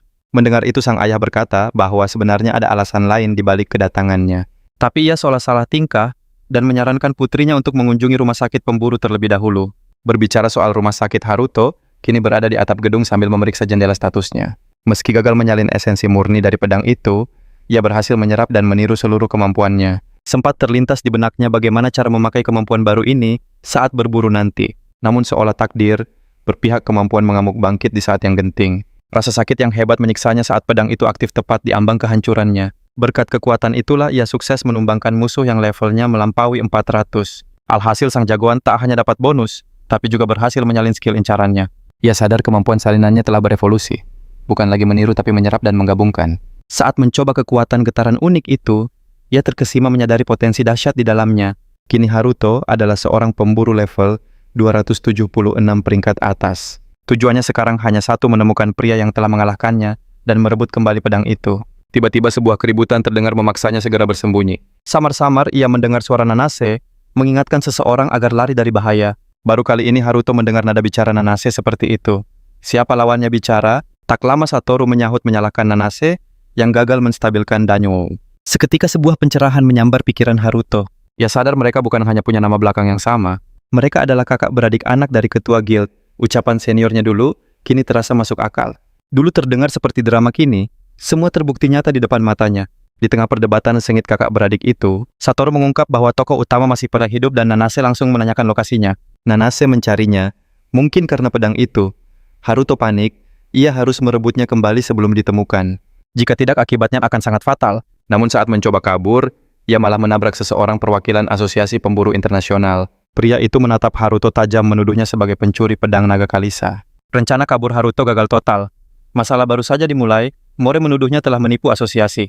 Haruto mencoba membela diri mengatakan, semua ini hanya salah paham. Mori menyeringai, setelah kehilangan pedang Haruto malah bebas berkeliaran. Sungguh berani. Masih berani bilang ini salah paham. Haruto sadar kesabaran Mori sudah habis. Situasi memanas saat Mori mencabut pedangnya siap menyerang. Tiba-tiba Ares muncul menanyakan apa yang akan ia lakukan dengan senjata itu. Mori menjawab ia tak berniat memakai kemampuannya di dalam rumah sakit. Tapi sebelum membawanya, ia ingin meninggalkan sebuah tanda yang pantas. Haruto tahu jika ia diam saja keadaan akan makin runyam. Maka ia melepaskan getaran uniknya menghancurkan pedang Mori sebelum menebasnya. Aksinya membuat semua orang terpana, tak hanya Mori, tapi juga Nanase dan Satoru yang datang. Nanase terkejut. Tokoh utama memakai getaran naga. Bagaimana ia bisa mendapatkan kekuatan itu? Semakin dipikirkan, ia merasa aura Haruto kini terasa berbeda. Sementara itu, di tempat lain sebuah konser pop tengah berlangsung meriah. Di atas panggung, para idola memukau penonton, membakar semangat para penggemarnya. Selesai tampil, ia menuju mobil sportnya. Dia adalah Lee Seola, idola papan atas. Saat rekan-rekannya pulang bersama, Seola punya mobilnya sendiri. Salah satu anggota bertanya apa dia dari keluarga kaya. Yang lain menimpali Seola, sudah kaya bahkan sebelum debut. Mereka pun berandai-andai berharap bisa memiliki mobil seperti itu suatu hari nanti. Namun di jalan Seola, nyaris celaka saat sebuah mobil tiba-tiba memotong jalurnya. Ia panik membanting setir untuk menghindar. Untungnya ia berhasil selamat. Ia sempat kesal pada si pengemudi ugal-ugalan itu, tapi pria itu justru keluar sambil membawa koper model. Seol sepertinya kenal pria itu, tapi auranya terasa mengganggu. Pria itu lantas mendekati mobilnya dan bertanya apa misinya berjalan mulus. Ia menambahkan jika Seol ingin mengubah takdir, ia harus kembali ke dungeon menemui Nanase dan yang lain. Mereka sampai di sebuah reruntuhan dan bertanya-tanya apa benar disinilah pedang itu terakhir terlihat. Karena tempat itu kosong, Ares yakin mereka terlambat. Nanase pun bertanya apa masih ada harapan untuk menemukannya. Jika tidak, satu-satunya cara adalah menunggu musuh memakai pedang itu lagi dan mengungkap lokasinya. Saat itulah, pahlawan kita merasakan adanya sebuah hubungan dengan Blood Tower. Mengira ajalnya telah tiba, sang musuh menyebutkan afiliasi dan nama guild asing yang tak pernah Haruto dengar. Nanase menyimpulkan, jika Haruto saja tidak tahu, maka itu adalah guild rahasia yang bergerak dalam bayang-bayang. Haruto menegaskan bahwa mereka tidak bisa hanya diam dan menunggu begitu saja. Mo mengingatkan bahwa daya tahan pedang itu bisa menjadi sebuah kendala. Tetapi Nanase yakin, petunjuk ini sudah lebih dari cukup, karena ada seseorang yang tahu segalanya tentang informasi semacam ini. Kilas balik 15 tahun lalu, seorang gadis terjebak dalam bencana besar dan menerima kekuatan dari makhluk misterius. Awalnya ia mengira dirinya telah bangkit sebagai seorang hunter, yang ia punya hanyalah kekuatan asing, sebuah kemampuan yang bekerja seperti perintah komputer. Mengembalikan kondisi seperti semula layaknya memakai skill copy dan paste. Ia kemudian sadar kekuatannya tak hanya bekerja pada manusia, tapi juga pada benda mati. Tak lama ia mulai menjual barang-barang mahal yang rusak atau terbengkalai yang berhasil ia temukan. Walau bukan kemampuan penyembuhan murni, ia juga bisa dapat uang dengan memulihkan kondisi orang-orang. Namun tetap ada batasan yang jelas mengenai berapa banyak uang yang bisa ia hasilkan dari kemampuannya. Ia sangat butuh uang karena orang tuanya masih terbaring koma di rumah sakit akibat insiden bencana itu. Saat pertama kali menyadari kekuatannya, ia mencoba memulihkan kondisi orang tuanya seperti sedia kala. Namun ia sadar kemampuannya membutuhkan mana, tergantung seberapa besar target yang ingin ia pulihkan. Alasan kenapa sebelumnya ia bisa membalikan. Keadaan tanpa mana adalah karena ia hanya menangani 1-2 barang dan luka-luka ringan. Mana adalah sejenis energi spesial yang hanya bisa dikumpulkan atau dialirkan oleh para hunter. Sejak saat itu, ia mulai ikut ekspedisi dungeon mempertaruhkan segalanya demi mendapatkan mana. Ia berperan sebagai support di party hunter yang kaya mana mirip seorang healer. Tapi bagi orang biasa, sepertinya menjelajahi dungeon itu seperti masuk ke kandang singa tanpa senjata. Namun yang terberat, bukanlah bahayanya melainkan perlakuan rendah dan ejekan dari anggota timnya. Gadis itu nyaris mengalami hal yang lebih buruk, sebuah trauma yang membuatnya enggan mengingat masa itu. Tapi kini bayangan kelam masa lalu itu kembali datang dan menghantuinya. Di tengah keputusasaannya, seseorang muncul dan berkata bahwa ia melihat sesuatu yang menarik. Seorang pria mendekat bertanya apa dia si pengemis mana yang terkenal. Pria itu bernama Takumi. Kembali ke masa kini, Takumi membawanya ke restoran dan bertanya untuk apa sebenarnya semua uang itu. Ia tak habis pikir bagaimana bisa seorang idol bernama Lisa All hidup seperti ini dan makan begitu banyak setiap hari. Dunia pasti akan gempar, sebab para idol biasanya sangat terobsesi dengan diet ketat. Tapi Takumi tahu Seol bisa mengembalikan bentuk tubuhnya kapanpun ia mau. Ia tahu itu sejak pertama kali melihatnya. Takumi berkata, Saat seseorang berpulang di Seoul, bahkan tidak bergeming. Bukannya berduka, ia hanya berpikir cara mengambil equipment mahal dari jasad orang itu. Takumi juga mengatakan bahwa dirinya dan Seoul sama saja dalam hal itu. Komentar pedas itu membuat Seoul merasa sangat tidak nyaman. Namun Takumi berkata, Puyub salah paham, dan menegaskan selama kontrak mereka berlaku, ia tak peduli apa yang Seoul lakukan. Seoul pun bertanya kenapa ia harus ikut menaklukkan dungeon bersamanya. Padahal ia hanya ingin Takumi mengumpulkan mana seperti biasa dan memberikannya pada dirinya. Namun Takumi menunjukkan sebuah pedang panjang dan berkata bahwa Seoul harus merebut kembali benda itu. Hal itu butuh mana yang luar biasa besar dan mustahil tanpa bantuan Seoul. Takumi menegaskan ini akan jadi kali terakhir Seoul menginjakkan kaki di dungeon. Tapi Seoul tidak percaya, karena ini bukan pertama kalinya Takumi berjanji dan mengingkarinya. Takumi hanya bertanya apakah Seoul sudah menemukannya. Seoul balik bertanya apa yang dia maksud adalah item penghasil mana tak terbatas. Menurut Takumi, jika Seoul hadir langsung ceritanya akan berbeda. Dia sadar janjinya untuk tak lagi memaksa Seoul menjelajah dungeon kecuali sangat diperlukan. Akan tetapi kali ini dia butuh kehadiran Seoul. Dia harus bergabung langsung dengan tim strategi karena ini yang terakhir dan imbalannya pun luar biasa. Dia yakin Seoul pasti mau. Sementara itu jauh di markas Future Guild Haruto sedang bersama Nanase. Ia bertanya, informan itu apa dia harapan terakhir kita? Nanase mengiyakan. Haruto menyebut Midas dan Dayun Guild peringkat 1 dan 2 soal informasi. Tapi Nanase menegaskan untuk manajemen strategi dungeon orang ini adalah yang terbaik di dunia. Bahkan dirinya maupun pihak asosiasi mengakuinya. Takkan ada yang bisa menghentikan ambisi mereka untuk menaklukkan dungeon. Di dalam ruangan Saki, mengungkap pengetahuannya soal jantung golem raksasa, item penghasil mana tak terbatas. Nanase tahu benda itu sangat langka di dungeon golem. Ia bertanya apakah itu hadiah dari bos tersembunyi. Saki menjawab karena item itulah, guildnya mengerahkan tim informasi, terus mengumpulkan data, demi menemukan jantung golem raksasa yang tersembunyi. Bukan cuma itu katanya. Mereka juga dapat info luar biasa tentang Blood Tower yang disebut Hunter Haruto. Guild mereka bahkan tak tahu kalau menara itu benar-benar ada. Tapi kini mereka tahu menara itu diam-diam merekrut tim strategi untuk menjelajahi pegunungan golem bersalju. Jaringan informasi mereka mendeteksinya. Namun orang-orang di dalamnya ternyata jauh lebih berbahaya dari dugaan siapapun. Mereka menyingkirkan pemain kunci, menghabisi kelompok di dungeon, hingga merampas item. Semua dilakukan oleh guild misterius yang bergerak dalam bayangan. Sang protagonis merasa item mana tak terbatas itu tak berguna baginya. Padahal kenyataannya item itu sangatlah berharga. Sudah pasti guild misterius itu juga mengincarnya. Tapi kalaupun mereka berhasil menemukan dungeon tersembunyi itu, Haruto bertanya-tanya apa hubungan item ini dengan pedang panjang. Apa mereka mencuri pedang itu untuk menangkap golem raksasa? Padahal pedangnya sudah nyaris tak berdaya. Apakah item itu lebih berharga daripada pedang panjang tersebut? Nanase lalu berkata bahwa kali ini jantung tersembunyi dari dungeon golem raksasa telah ditemukan. Ia pun bertanya apa benar mereka akan membentuk tim untuk menyerbu golem salju.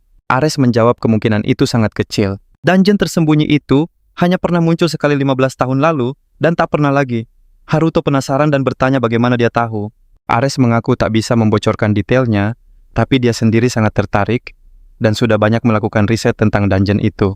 Gunung golem bersalju memang dikenal kaya akan sumber daya alam.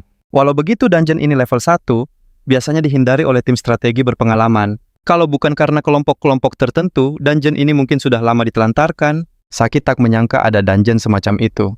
Para pemburu bayaran justru membentuk tim strategi. Meskipun bukan dungeon tersembunyi, pasti ada sesuatu yang sangat istimewa di sana. Haruto lantas bertanya kapan mereka akan pergi. Saki menjawab proses rekrutmen telah usai, dan mereka bahkan mungkin sudah bergerak. Seperti dugaan sang tokoh utama, merasa strategi ini sudah direncanakan jauh sebelum mereka mendapatkan pedang panjang itu. Nanase mengatakan bahwa mereka harus segera menyusul. Tapi sebelumnya dia bertanya pada Saki, apa ada tim strategi dari guild yang siap digerakkan sekarang? Saki terdiam sejenak, lalu menjawab ada. Nanase berpikir Future Guild memang selalu punya tim siaga yang setara dengan milik asosiasi. Saki bertanya kenapa Nanase membahas soal itu. Informasi dungeon tersembunyi memang seringkali tak bisa dipercaya wajar jika banyak orang yang menghindarinya. Medannya sangat ganas dan kotor dipenuhi golem yang jumlahnya tak terhitung dan sulit ditaklukkan. Namun sang pahlawan dan rekan-rekannya sama sekali tak gentar dan langsung menerjang ke lokasi itu. Pertarungan antara para pemburu melawan golem es pun segera berkobar. Serangan telak dilancarkan, tapi musuh punya kemampuan regenerasi. Meski bertubuh raksasa, serangan mereka luar biasa cepat dan dahsyat, membuat para pemburu mulai kerepotan. Saki yang menyadari kemampuan regenerasi itu, berpikir pertarungan ini tidak akan ada habisnya jika terus begini. Ia memerintahkan timnya bergerak cepat untuk menghancurkan inti golem, menghentikan kemampuan mereka untuk pulih kembali. Setelah mengerahkan kemampuannya untuk mengumpulkan semua golem, ia meledakkan mereka semua di udara. Kemudian ia memberi komando pada anak buahnya untuk menghancurkan setiap inti golem dengan cara mereka sendiri. Kini ia justru bersemangat mengajak mereka untuk memburu musuh sebanyak-banyaknya. Haruto jadi teringat bukankah Saki sempat menolak untuk ikut. Tapi sekarang ia yang paling berapi-api. Walau begitu, Haruto harus mengakui bahwa Saki memang sangat hebat. Ares telah mengingatkan bahwa saat memasuki dungeon, mereka harus membasmi golem sebanyak mungkin. Haruto bertanya untuk apa semua itu. Ares menjelaskan itu adalah syarat untuk memunculkan bos tengah di Snowfield. Berdasarkan hasil analisisnya, dungeon ini ternyata adalah tipe induktif. Sang protagonis tidak mengerti maksudnya. Saki menegaskan bahwa inilah bagian yang membuat situasinya menjadi rumit. Dungeon yang memiliki area rahasia memang seringkali serumit ini. Dungeon normal biasanya memiliki zona yang jelas, sehingga jalurnya bisa diprediksi untuk langsung menuju bos terakhir. Akan tetapi pada dungeon tipe induktif aturannya berbeda. Zona berikutnya akan muncul jika beberapa syarat terpenuhi bersamaan. Satu saja syarat terlewat, maka jalan lain takkan terbuka. Ares menduga telah terjadi sebuah error 15 tahun yang lalu yang menyebabkan proses dungeon ini mengalami kegagalan. Itulah penyebab mengapa dungeon tersembunyi ini tidak pernah muncul kembali sejak insiden itu. Haruto pun bertanya, jadi syarat munculnya bos tengah adalah dengan menghabisi banyak golem. Ares menjawab, karena mereka tak tahu cara merisetnya, satu-satunya jalan adalah memenuhi semua kemungkinan syarat yang ada. Terlebih lagi item hadiah dari bos tengah akan menjadi kunci untuk membuka tahap selanjutnya. Sang protagonis pun kembali terjun ke dalam pertarungan sengit. Baginya apapun tujuannya, yang terpenting adalah merebut kembali pedang Calista. Pemburu lain menyadari Haruto menggunakan skill tipe laba-laba yang biasa ditemukan di dungeon level rendah. Namun mereka tak menyangka, item yang dianggap remeh itu justru menjadi begitu dahsyat di tangannya. Sementara itu, Ares sang mage memberi dukungan sihir dari jarak jauh. Di sisi lain, Mori memilih pertarungan garis depan. Anggota tim yang lain harus menghadapi musuh yang lebih kuat, bahkan mereka sempat terdesak hingga harus mundur. Tepat pada saat itu, Nanase melihat kondisi mereka dan segera melesat masuk untuk memberikan bantuan. Ia bertarung dengan lincah memadukan senjata jarak dekat dan sihir secara bersamaan. Dengan sihirnya, ia dengan mudah menaklukkan golem yang merepotkan timnya menggunakan jurus gelombang kejut andalannya. Setelah itu, ia bertanya, "Apa kalian semua baik-baik saja?" Mereka menjawab, "Ya," tetapi Nanase melihat ada sosok aneh di antara mereka. Ia langsung sadar bahwa itu adalah kakaknya sendiri. Meski sudah dilarang, Satoru nekat datang karena tak bisa diam saja. Ia merasa wajib datang untuk membantu parti adiknya. Nanase tampak sangat kesal mendengar alasannya. Sepertinya sang kakak lebih menyukai protagonis kita dibandingkan adiknya sendiri. Mundur sejenak ke saat di rumah sakit, Satoru sempat merengek seperti anak kecil. Ia memohon pada protagonis kita agar diizinkan ikut dengan alasan tak ingin Haruto tersesat sendirian di dalam dungeon. Akan tetapi sang protagonis dengan tegas menjawab bahwa ia tidak akan pergi sendirian. Mendengar itu, Satoru langsung bersorak gembira mengira dirinya lah yang akan diajak serta. Setelah dibujuk berkali-kali, Haruto akhirnya luluh dan mengizinkannya ikut. Hal itu membuat Nanase heran dengan keputusan sang protagonis. Tapi Satoru punya alasan kuat. Ia yakin sekali bukan adiknya ataupun Master Saki yang telah membelah naga menjadi dua waktu itu. Semua ini adalah ulah Haruto. Menyadari hal itu, Nanase mengamati pertarungan Haruto. Ia sadar, Haruto tak hanya memakai skill laba-laba, tapi juga gelombang kejut. Kemampuan yang hanya bisa didapat setelah menaklukkan naga Kuishia. Saat itu juga ia yakin ucapan kakaknya adalah sebuah kebenaran. Tapi bagaimana bisa jauh dari sana, Takumi bertekad untuk segera menyelesaikan dungeon ini. Sambil menatap pertempuran dari kejauhan, Takumi mengungkap bahwa tim pendukungnya sudah bergerak. Mereka menyusup di antara musuh menggunakan teknik siluman untuk mengambil mana dan item. Tapi sehebat apapun, mereka tetap ada risiko terdeteksi oleh hunter level tinggi, seperti kandidat ketua Guild Future. Para petarung elit itu terlalu percaya diri sampai mereka lengah dan tak meningkatkan skill deteksi. Sebaliknya, Takumi sadar timnya selalu dalam posisi di mana level mereka jauh di bawah musuh. Karena itulah mereka melatih skill semaksimal mungkin dari teknik siluman hingga senjata rahasia, membuat mereka sulit ditangkap. Cepat dan efisien, itulah moto dari Guild Tower Blood miliknya. Ia lalu bertanya pada Seul tentang kemajuan proses transfer mana mereka. Seul menjelaskan pemancar mana ini alat yang langka. Mengisi satu tabung saja butuh energi dari 100 monster level rendah. Ia jadi teringat dulu, mereka hanya butuh 10 monster untuk memulihkan dungeon jembatan kuno. Kini ia penasaran berapa banyak mana yang dibutuhkan untuk mengembalikan pedang itu ke wujud aslinya. Takumi menduga pedang ini butuh mana 2 kali lipat lebih banyak dari sebelumnya. Seul pun bertanya apa itu artinya mereka harus menaklukkan bos dungeon untuk mendapat mana yang cukup. Takumi menjawab, di dalam dungeon ini ada sebuah penghalang sihir. Satu-satunya yang bisa menembusnya adalah pedang naga Kalisia. Seul pun heran dari mana Takumi tahu semua informasi rahasia itu. Tapi Takumi justru memarahinya karena banyak tanya dan menyuruhnya fokus pada misi. Seul berkilah ia hanya gugup karena sudah lama tak memasuki dungeon. Tapi jauh di lubuk hatinya ia merasa rencana ini terlalu licik. Ia menambahkan Takumi tak perlu khawatir. Selama kontrak berjalan, ia tak peduli dengan cara apapun yang digunakan. Baginya yang terpenting adalah mendapatkan item yang telah dijanjikan. Dengan item itu, ia yakin bisa membuat keluarganya hidup normal kembali. Sementara itu, Haruto terus melawan monster yang semakin ganas. Ia pun menyadari ada sebuah inti di dalam tubuh mereka. Seketika ia tahu inti itu bukanlah inti monster biasa. Sebelum menghancurkannya, ia berniat menyalin kekuatannya. Bukan hanya itu, ia juga mendeteksi inti lain tersembunyi di dalam tanah. Tiba-tiba Saki muncul dengan tenang dan berkata, semuanya baru akan dimulai. Karena area ini sudah bersih, mereka bisa lanjut ke fase berikutnya. Fase yang jauh lebih sulit dari bayangan Haruto. Benar saja sebuah golem raksasa muncul, jauh lebih besar dan lebih kuat dari yang pernah ada. Tanpa basa-basi monster itu, langsung melempar batu-batu besar ke arah para hunter, termasuk Haruto. Saki segera memerintahkan semua pasukannya untuk mundur. Di saat yang sama, ia sendiri maju memanfaatkan celah untuk menyerang. Anak buahnya terkesima melihat bos mereka merobohkan monster itu dalam satu serangan. Mereka lega ternyata musuhnya tak sekuat itu. Namun sebuah kejutan lain muncul. Sesuatu yang bahkan tak diduga oleh Saki. Golem itu ternyata punya kemampuan regenerasi super cepat jauh melebihi monster lainnya. Saki mencoba menyerang lagi, tapi kali ini serangannya gagal menghancurkan inti sumber kekuatan golem itu. Ia pun sadar selama intinya masih utuh, monster itu akan terus bangkit kembali. Tak peduli seberapa kuat serangan mereka, Haruto pun menyadari hal yang sama. Ia mencoba memakai jaring laba-labanya untuk menarik inti itu sebelum golemnya pulih total. Tapi usahanya sia-sia. Golem itu bangkit sekali lagi. Melihat itu, Haruto berpikir jaringnya tak cukup kuat. Ia harus segera memikirkan strategi yang lain. Tiba-tiba Nanase berteriak menyuruhnya menghindar. Ia langsung melepaskan serangan api dahsyat ke arah golem.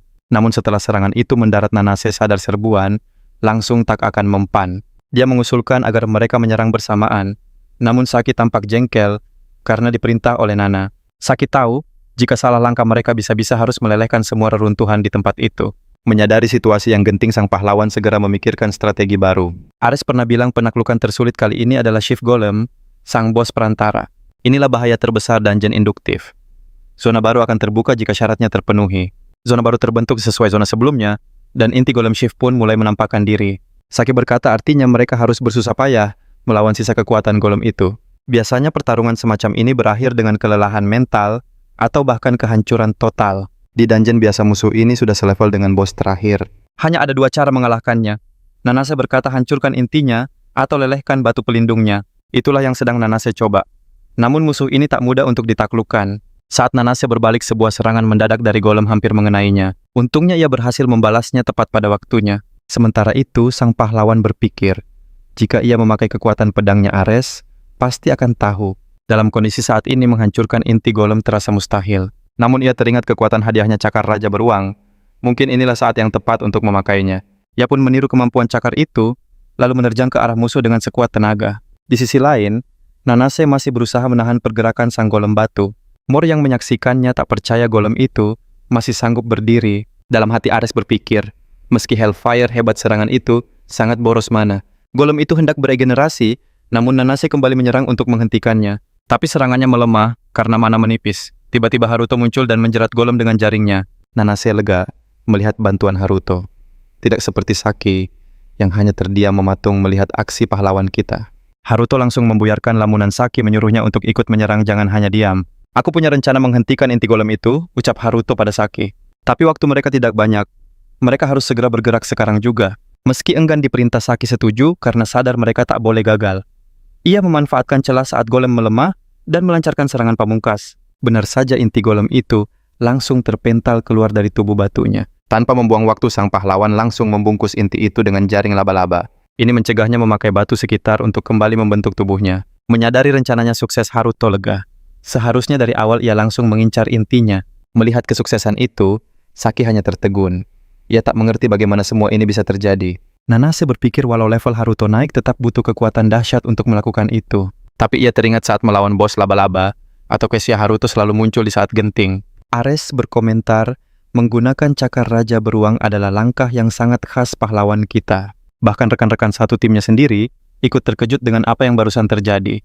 Dari jauh pemimpin guild bayangan yang melihat Intor terperangah saat golem batu itu berhasil dihentikan. Seul pun sama terkejutnya, ia bertanya-tanya bagaimana mungkin hal itu bisa terjadi. Takumi menyuruhnya berhenti karena mereka harus mempercepat rencana dan segera memulai operasi. Semua anggota harus segera bersiap di posisi masing-masing. Mendengar perintah itu, seluruh timnya langsung bergerak. Seol bingung apa yang terjadi. Situasi ini pasti sangat serius sampai-sampai Kurosaki Takumi sendiri turun tangan. Takumi menjawab ini semua gara-gara orang asing itu. Sekarang merebut kunci inti akan jadi lebih sulit. Seol sadar situasi ini jauh lebih berbahaya dari dugaannya dan ia memantapkan hati untuk kemungkinan terburuk. Sementara itu, dari sudut tersembunyi sepasang mata, milik Satoru mengawasi semuanya dalam diam. Satoru bimbang apa sebenarnya misinya di sini. Yang terlihat hanya komandan musuh yang mundur dan seorang gadis yang fokus mengumpulkan mana. Keraguan menyelimutinya, haruskah ia melaporkan ini? Ia teringat item penyamaran berharga yang diberikan sang protagonis. Satoru masih ingat saat ia bertanya pada Haruto, "Apa kau yakin memberiku item semahal ini?" Saat itu Haruto menjawab tegas bahwa item itu adalah kunci keberhasilan misi mereka. Tugas Satoru bukanlah bertarung di garis depan melawan para monster.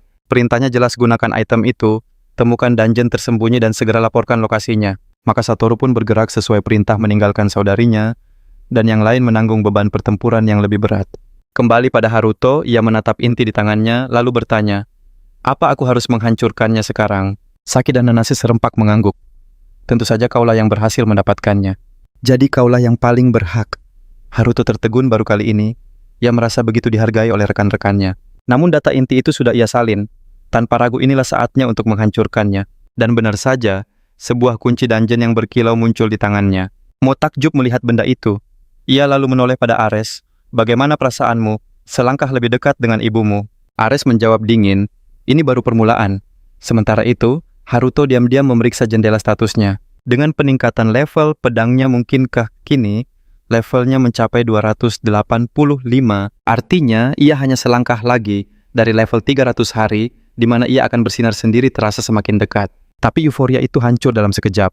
Ledakan dahsyat tiba-tiba meletus di tengah formasi, menghempaskan semua orang dan menimbulkan luka serius. Dari balik debu Takumi muncul sambil tersenyum sinis. "Harganya memang mahal tapi kekuatannya setimpal. Ini bukti kekuatan bisa dibeli dengan uang." Ujarnya lagi, "Dunia ini memang berjalan dengan cara yang unik. Singkirkan sedikit nuranimu dan semua akan jadi jauh lebih mudah." Namun saat musuh lengah Haruto melesat maju, mencoba memerangkapnya dengan jurus jaring andalannya. Matanya tertuju pada pedang di tangan musuh. "Kembalikan itu," teriaknya sambil melancarkan serangan. Sayangnya duel itu tak seimbang. Haruto terpental jauh dengan telak. Melihat Haruto dalam bahaya, Nanase panik. Tanpa pikir panjang, ia melepaskan Hell Blaster. Ares tampak cemas, tapi Mur menahannya. "Jangan gegabah, serangan itu bisa mengenai kita juga." Serangan Nanase begitu dahsyat menghancurkan area luas di hadapannya. Tapi jurus itu menguras mananya secara drastis. Cairan merah seketika mengalir dari hidungnya begitu tekniknya selesai.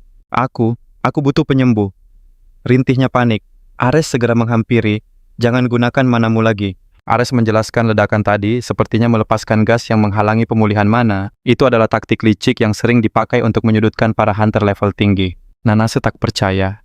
Kenapa mereka sampai memakai cara sekotor itu? Di saat yang sama musuh berhasil menangkap Haruto. "Lihat taktikku berhasil," bisiknya. Saki hanya bisa menatap ngeri. Saki tersadar. Kekuatan yang digunakan musuh adalah sihir kegelapan. Itu adalah teknik terlarang dengan risiko yang sangat besar.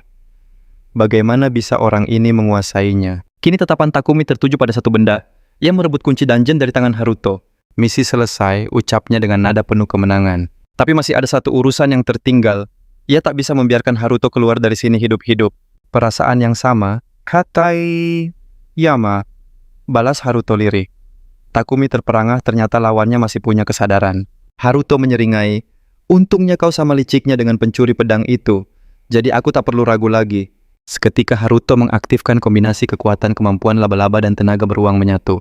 Jurus ini tak hanya mengunci gerakan musuh, tapi juga memerangkapnya dalam jaring bercakar tajam. Anggota tim Takumi langsung mengenali teknik itu.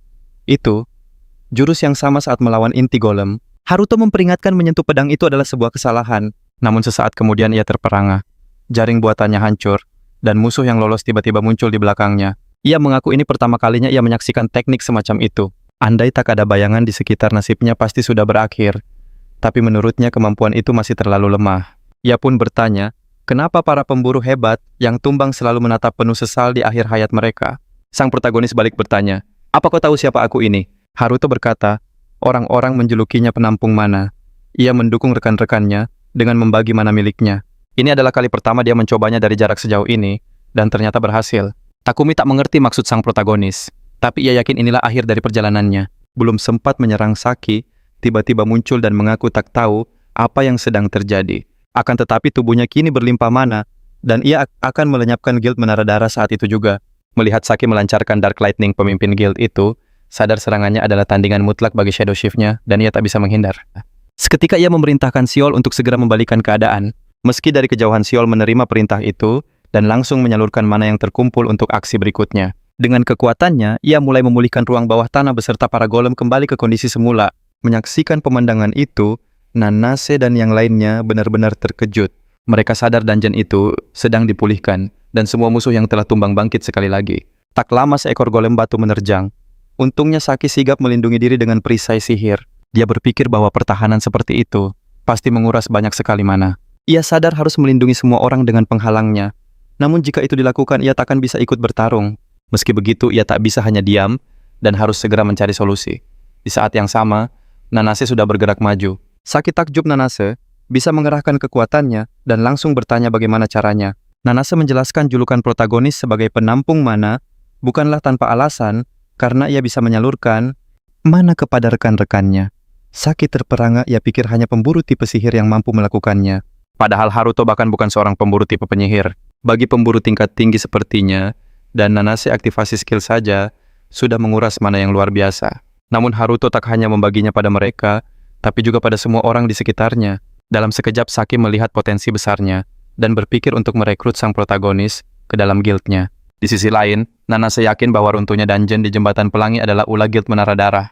Tapi Mur menimpali masalah terbesarnya adalah dungeon itu kini sudah diriset dan bisa diriset lagi. Ares menambahkan itu, mungkin alasan mengapa dungeon tersembunyi ini belum pernah ditemukan sampai sekarang. Mungkin saja karena logika sistem pada dungeon itu sempat mengalami gangguan. Entah mereka sadar atau tidak, ia tak yakin. Tapi kini peluang mengungkap dungeon itu jadi 100%. Akan tetapi Nanase merasakan ada sesuatu yang terasa janggal.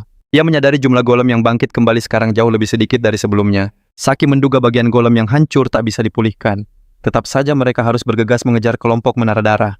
Nanase berharap dugaan Saki memang benar, tapi ia cemas jika musuh memakai taktik yang sama seperti di jembatan mereka, tak akan mampu menghentikannya. Sementara itu, sang protagonis tak kunjung kembali membuat Saki cemas, membayangkan kemungkinan terburuk yang bisa terjadi.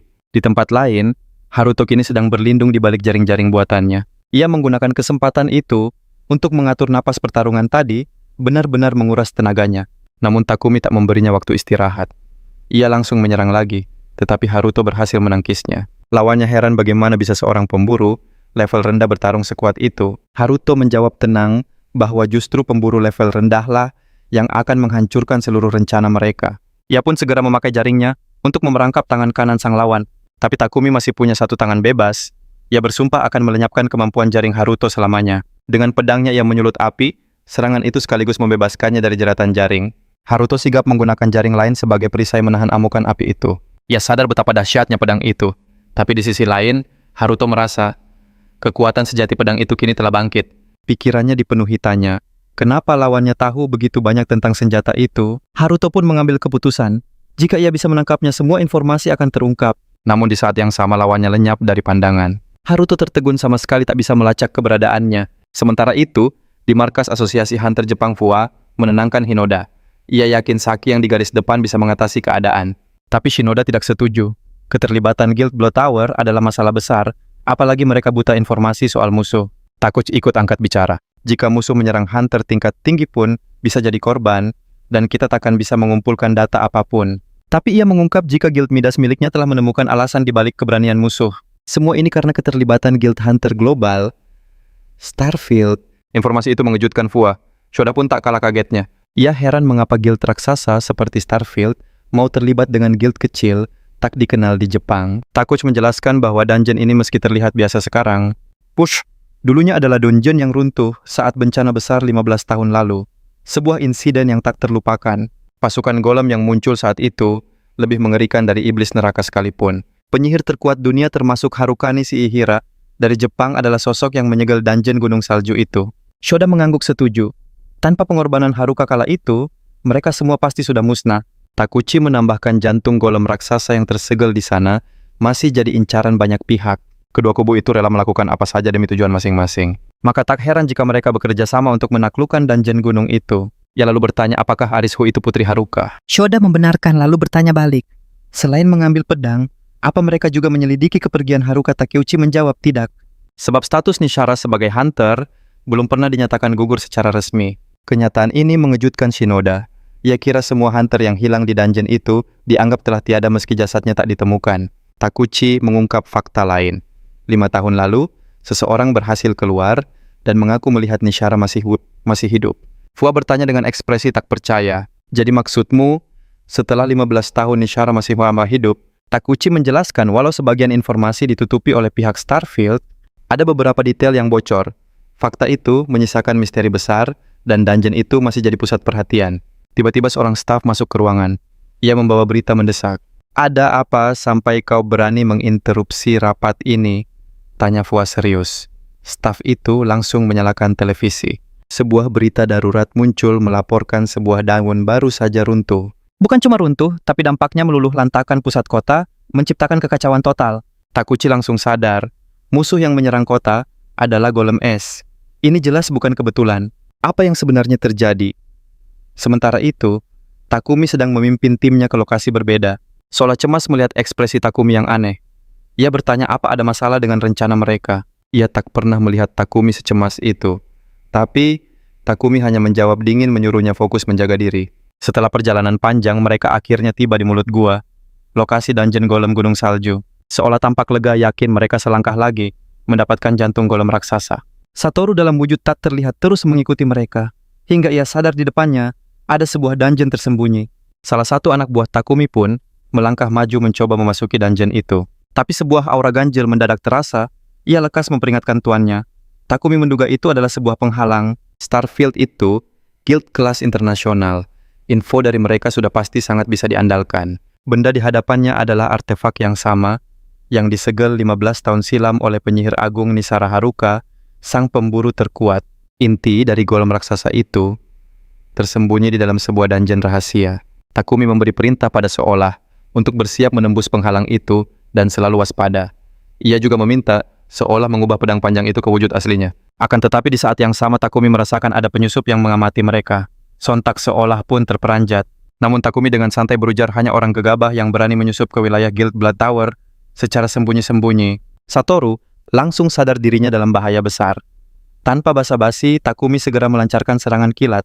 Sementara itu, di lokasi lain, seekor makhluk kecil mirip monster mini berjalan melintasi bekas arena pertarungan. Makhluk mungil itu memunguti artefak yang berserakan hingga ia menemukan satu benda dan segera membawanya lari kepada sang tuan. Sang tokoh utama menyuruh makhluk itu memakan batu sihirnya karena merasa telah berhasil menyalin esensinya. Dia takjub dengan begitu banyak kemampuan yang dimiliki inti golem yang baru saja disalinnya. Haruto merasa sedikit kecewa. Walau berhasil menyalinnya, ia belum bisa menyerap kekuatan itu sepenuhnya. Meskipun begitu ia tahu kalau inti ini adalah item tingkat tinggi. Ia paham sebuah inti mampu menciptakan golem. Jika bisa menyalinnya, ia bisa membentuk pasukan golem dalam sekejap. Itu artinya Haruto dapat menjelajahi dungeon sendirian tanpa perlu bergabung dengan guild manapun. Tapi jika di level 1, ukurannya sudah seperti ini, bagaimana nanti di level 10? Apa akan jadi lebih besar lagi? Walau berpotensi jadi masalah, Haruto nekat mengambil risiko itu.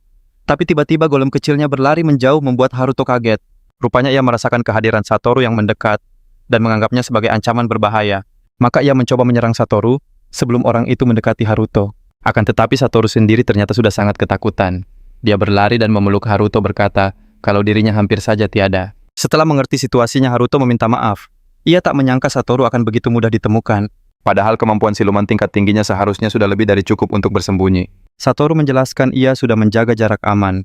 Ia menduga yang terlihat tadi adalah para pemburu dari Guild Future. Haruto mengira Saki tak memikirkan apa-apa, namun ternyata dugaan mereka sama persis. Jelas sudah lawan mereka kali ini bukan musuh biasa. Mereka adalah satu kelompok yang besar. Satoru juga menambahkan kalau ada seorang gadis di antara mereka. Gadis itu terlihat sedang menyerap mana mungkin untuk meriset dungeon nanti. Satoru sempat berpikir untuk mencegahnya, tapi Satoru mengaku ia takut dan meminta maaf. Sang tokoh utama menenangkannya mengatakan kalau pekerjaan Satoru sudah sangat baik. Ngomong-ngomong, Satoru merasa seperti pernah melihat gadis itu sebelumnya. Walau tak ingat di mana, ia juga merasa aneh dengan makhluk kecil yang terus membuntuti Haruto. Namun Haruto hanya menjawab itu adalah minionnya.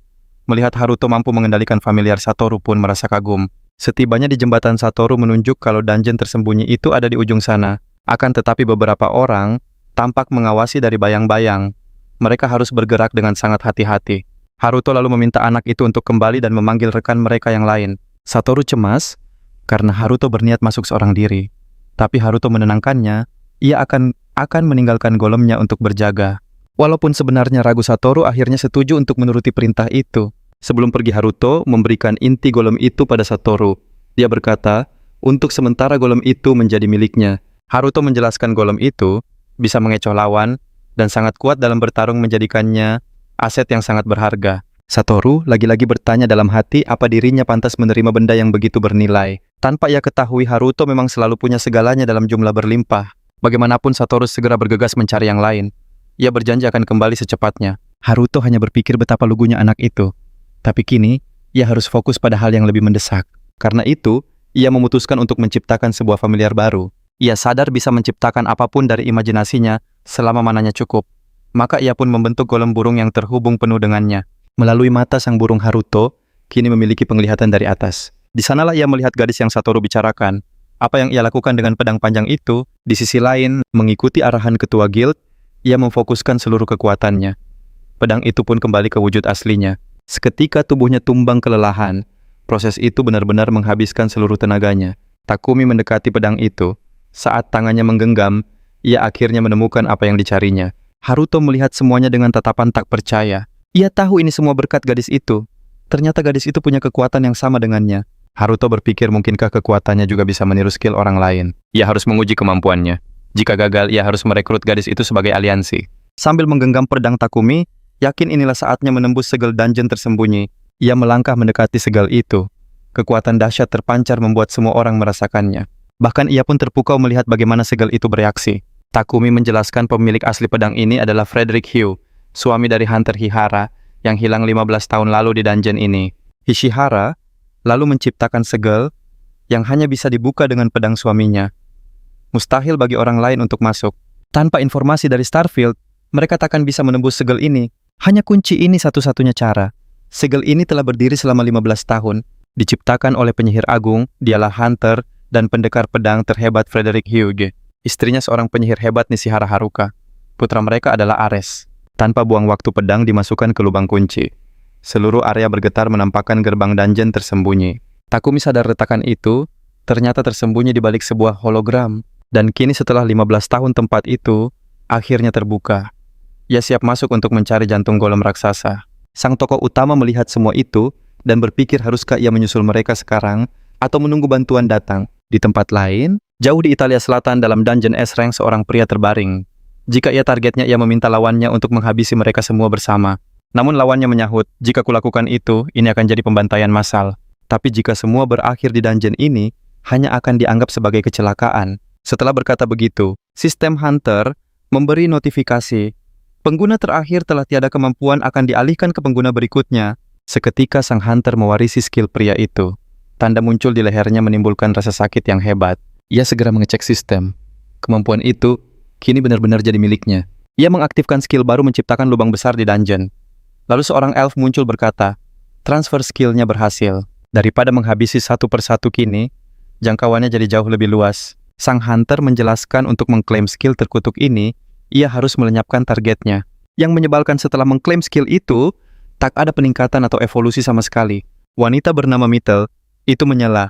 Ia sudah mengingatkan skill hanya bisa diwarisi jika targetnya tiada. Satu-satunya jalan untuk memperoleh dan mengembangkan skill tanpa melenyapkan pemiliknya adalah dengan menyalinnya selagi target masih hidup. Wahidnya masih hidup. Sang Hunter mengaku telah mencari cara itu selama 10 tahun dan mulai ragu metode itu ada. Mittel berkata di dimensinya dulu memang ada kemampuan seperti itu.